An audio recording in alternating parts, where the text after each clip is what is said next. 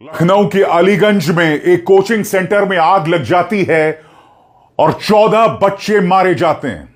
सही सुना आपने, 14 बच्चे मारे जाते हैं। मैं आज आपसे एक सवाल पूछना चाहता हूं। ये जो आग आप पीछे देख रहे हैं, धू धू करते जो जल रही है आग, क्या हमारे बच्चों की जान की कोई कीमत नहीं? क्या आप जानते हैं इस कोचिंग सेंटर को जो खबरें मिल रही हैं, नो ऑब्जेक्शन सर्टिफिकेट नहीं मिला हुआ था? क्या आप जानते हैं कोई फायर एग्जिट नहीं था? अब आप कहेंगे कि मैं किस बुनियाद पर कह रहा हूं। ज्यादा इंतजार नहीं करवाऊंगा दोस्तों। आज मन हिला हुआ है, व्यथित है, क्योंकि पता चल रहा है कि आम इंसान, हमारे बच्चों, किसी के जान की कोई कीमत नहीं है, क्योंकि सत्ताधारियों की कोई जवाबदेही नहीं है। दिल्ली में आग लगती है, कई विदेशी सैलानी मारे जाते हैं, कोई जवाबदेही नहीं है, कोई फायर एग्जिट नहीं, कुछ नहीं।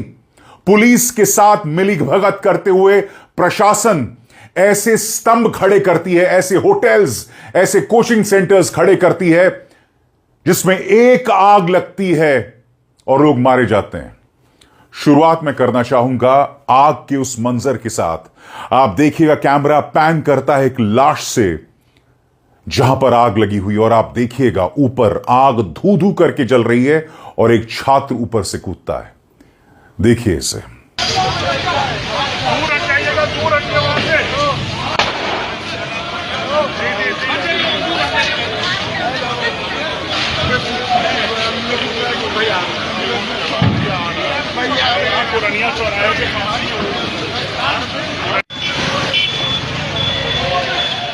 यह तस्वीर वाकई हृदय विदारक है। आप में से कई लोग सोचेंगे कि मैं इतनी जल्दी ऐसे कैसे कह रहा हूं कि वहां पर कोई फायर एग्जिट नहीं था। तो क्या आप जानते हैं पुलिस ने, फायर कर्मियों ने कैसे बचाया? अपने पीछे देखिए दोस्तों, यहां पर एक छेद बनाया गया है दीवार में। यह छेद अभी अभी बनाया गया था। आग लगती है, उसके बाद पुलिस ने छेद बनाया। क्यों ये छेद बनाया? क्योंकि कोई फायर एग्जिट नहीं था जिसके जरिए हमारे बच्चे बाहर निकल सकें। और अब आप अंदाजा लगाइए, ये जो छेद बनाने में, दीवार को तोड़ने में फायर कर्मियों को कितना समय लगा होगा। मैं जो फायर डिपार्टमेंट के कर्मचारी हैं उन्हें सलाम करना चाहता हूं उनकी मेहनत के लिए। मगर सीधा सा सवाल, अगर फायर एग्जिट होता तो कई बच्चे बच सकते थे। आप सोचिए कितना समय लगा होगा इन्हें ये छेद बनाने में, और उसके बाद बच्चों को निकालने में। कितनी जानें बच सकती थी। अब तक जो मैं आपसे बात कर रहा हूं, प्रोग्राम रिकॉर्ड करने में 1 दर्जन से ज्यादा बच्चे मारे गए हैं, जल गए हैं, ऊपर से कूदकर उनकी जान चली गई। Deputy chief minister Brajesh Pathak वहां पहुंचते हैं, उनकी आंखों में आंसू होते हैं, वो रोने लगते हैं। मैं चाहूंगा आप इस मंजर को देखें। देखिए, ये थे डिप्टी सीएम ब्रजेश पाठक जो पूरी घटना की जानकारी दे रहे थे, और देखिए खुद जो है भावुक हो गए, उनकी आंखों में आंसू आ गया है। मैं एक बात स्पष्ट कर देना चाहता हूं दोस्तों, मैं इनके आंसुओं का न मजाक उड़ा रहा हूं, न इसे कमतर करके देख रहा हूं, मगर मैं उनसे सवाल पूछना चाहता हूं। अगर सुरक्षा मानकों का पालन किया गया होता तो क्या यह सब होता? तब आपको आंसू नहीं बहाने पड़ते।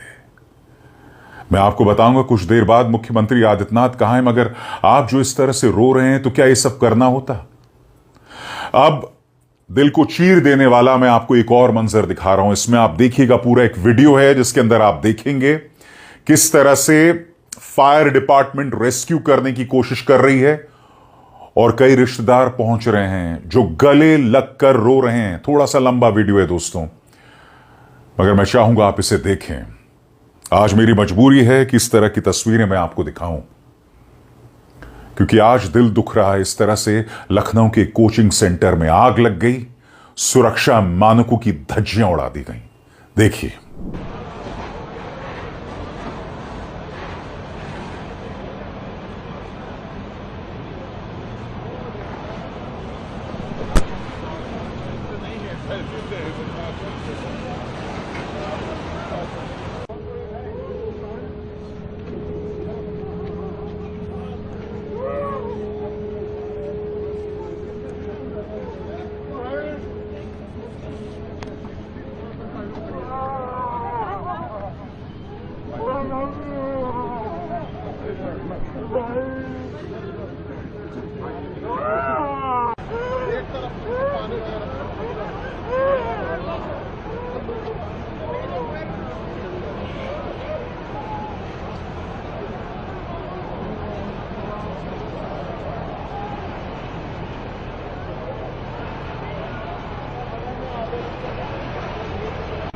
हटो यार, तुम लोग हटो, हटो हटो।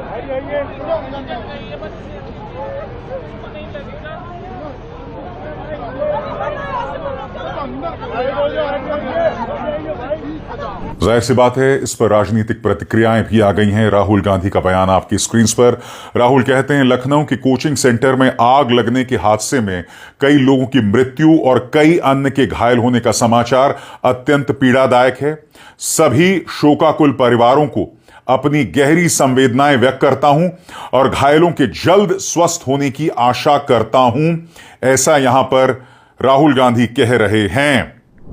दोस्तों देखिए किस तरह से लाशें निकाली जा रही हैं।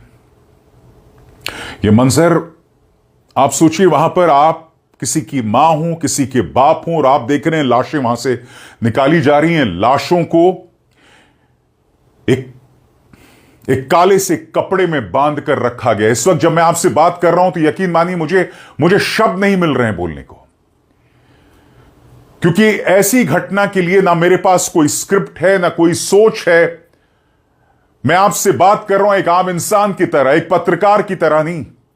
पत्रकार शायद सधे हुए अल्फाज में, शब्दों में आप तक ये खबर पहुंचा रहा हूं, मगर मुझे बताइए इस तरह से जब ये लाशें निकाली जा रही हैं तो मेरे पास क्या शब्द रहेंगे। मेरे बच्चे भी स्कूल्स और कॉलेजेस में पढ़ते हैं। एक बाप होते हुए अगर मैं इसे देखकर इमोशनल हो रहा हूं तो आप समझ सकते हैं मैं किस व्यथा से गुजर रहा हूं। आज मैं आपके सामने कुछ मुद्दे बिंदुवार तरीके से रखना चाहता हूं जो फैक्ट्स हैं और जिसे नजरअंदाज नहीं किया जा सकता। गौर कीजिएगा मेरे एक एक शब्द पर। इस हादसे के बाद फायर सेफ्टी ऑडिट के नाम पर लंबी लंबी मीटिंग्स होंगी। खाना पूर्ति के लिए कुछ कार्रवाई भी दिखाई जाएगी। लोगों को लगेगा शायद सरकार इस बार सबक सीखेगी, लेकिन कुछ समय बाद कोई नया हादसा फिर सिस्टम की पोल खोल देगा।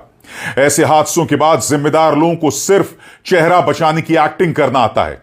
कभी रेस्टोरेंट में खाना खाने गए लोग आग में जलकर मर जाते हैं, कभी होटल में ठहरे पर्यटक आग की भेंट चढ़ जाते हैं, कभी कोचिंग में पढ़ने गए छात्र आग में जान गंवा देते हैं, कभी अस्पताल में इलाज करवा रहे नवजात बच्चों की मौत आग लगने से हो जाती है। हर बार सरकार मुआवजे के कुछ पैसे देकर और शोक व्यक्त करने वाले कॉपी पेस्ट बयान जारी करके अपनी जिम्मेदारी पूरी मान लेती है। आपको याद है एक अस्पताल में आग लग गई थी, तब मुख्यमंत्री ब्रजेश पाठक वहां पहुंचे थे, सड़कों का रंग रोगन किया गया था। मुख्यमंत्री आदित्यनाथ को कायदे से कानपुर में अपनी चुनावी रोड शो को कैंसिल करना चाहिए था, उन्होंने नहीं किया था। आज भी हम नहीं जानते, सरकारी आंकड़ों पर गौर फरमाएं तो कुंभ में मची भगदड़ में कितने लोग मारे गए और किस पे क्या एक्शन लिया गया, बताइए ना। मुख्यमंत्री आदित्यनाथ उस वक्त बड़ी बड़ी बातें की थी। बहरहाल मुख्यमंत्री आदित्यनाथ को जैसे इस घटनाक्रम के बारे में पता चला, उन्होंने क्या कहा, ये सुनते हैं। और अब मैं आपको सुनाना चाहता हूं ब्रजेश पाठक जब उन्होंने अपना आपा संभाल लिया तो इस घटना के बारे में उन्होंने पत्रकारों को क्या बताया, आइए सुनते हैं। मेरी हार्दिक इच्छा थी यार कि मैं अलीगढ़ में रहूं, लेकिन मुझे दुख के साथ कहना पड़ रहा है कि अभी अभी मुझे तुरंत जानकारी मिली है लखनऊ में एक दुर्घटना हुई है। वहां पर एक अग्निकांड की चपेट में कुछ बच्चे आए हैं और उसके कारण उनकी दुखद मौत। प्रशासन वहां पे राहत कार्यों में लगा हुआ है, लेकिन उस दुखद घटना के कारण मुझे तत्काल वापस लखनऊ जाना पड़ रहा है। मैं उन सभी परिजनों के प्रति जिन्होंने अपने परिवार के उन नौजवानों को खोया है, उनके प्रति मैं अपनी संवेदना व्यक्त करता हूं। उन पूरे परिवारजनों के प्रति और इस पूरे मामले के लिए मैंने उत्तर प्रदेश के पुलिस महानिदेशक और अपर मुख्य सचिव गृह को भी कहा है कि वे स्वयं मौके पे जाकर के इसकी रिपोर्ट प्रस्तुत करें। मैं स्वयं भी वहां के लिए प्रस्थान कर रहा हूं, जिससे इस पूरे मामले की तह में हम जाकर के दोषियों को सजा भी दे सकें और उन पीड़ित परिवारों के प्रति अपनी संवेदना भी व्यक्त कर सकें। मैं इस विश्वास के साथ अलीगढ़ के दौरे के लिए अलग से कार्यक्रम बनाऊंगा। हमारे अपने परिवार के 14 बच्चे इस घटना में हताहत हुए हैं। कुल 4 बच्चे घायल हुए हैं, जिनको केजीएमसी ट्रामा सेंटर भेजा गया है। घटना के उच्च स्तरीय जांच के निर्देश दिए गए हैं। प्रमुख सचिव गृह महोदय और डीजीपी महोदय मौके पर हैं। माननीय मुख्यमंत्री जी अभी अलीगढ़ में सारे प्रोग्राम रद्द करके यहां पहुंच रहे हैं। पूरी घटना की उच्च स्तरीय जांच के निर्देश दिए गए हैं और प्राथमिकता भी है घायलों को अच्छे से अच्छा इलाज मिले और घटना कैसे घटी, क्यों हुई, इसके जांच रिपोर्ट आने के बाद ही कह पाएंगे। लेकिन ये तय है कि इस पीड़ित परिवार के साथ, पीड़ित परिवारों के साथ हमारी पूरी सरकार खड़ी है। हर स्थिति में हर संभव हम मदद करेंगे। घटना बड़ी भयावह है और इसका मतलब व्यक्त करना भी हमारे लिए मुश्किल है, लेकिन अब वहाँ पर पूरा सर्च ऑपरेशन पूरा हो गया है और ऊपर अब कोई भी बच्चा नहीं है, वहाँ कोई भी हताहत नहीं है। पूरी तरह से बिल्डिंग को देख लिया गया। सर, जो जिम्मेदार लोग रहेंगे जांच के बाद उनके ऊपर कड़ी कार्रवाई होगी, इसमें कोई कोताही नहीं होगी। माननीय मुख्यमंत्री जी ने स्वयं जांच के निर्देश दिए हैं, कड़ी कार्रवाई होगी, किसी को बख्शा नहीं जाएगा। अभी प्राथमिकता है कि घायलों को अच्छे से अच्छा इलाज मिले और पीड़ित परिवारों के साथ हमारी पूरी सरकार खड़ी है। माननीय मुख्यमंत्री जी ने स्वयं बहुत ही दुख व्यक्त किया है। हमारे बच्चे परीक्षा देने जाते हैं, पेपर लीक हो जाता है। हमारे बच्चों की जान की कीमत है।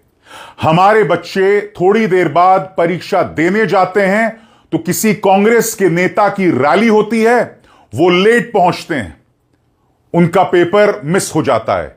हमारे बच्चे एग्जाम देने जाते हैं तो उन्हें बताया जाता है कि यह तुम्हारा सेंटर है ही नहीं। फिर उनके मां बाप पुरजोर कोशिश करके उनके सेंटर लेकर जाते हैं और फिर वहां पर भी उन्हें घुसने नहीं दिया जाता। हमारे बच्चों के जान की कीमत है और आप इस तरह से उसके साथ खिलवाड़ नहीं कर सकते, किसी कीमत पर नहीं कर सकते।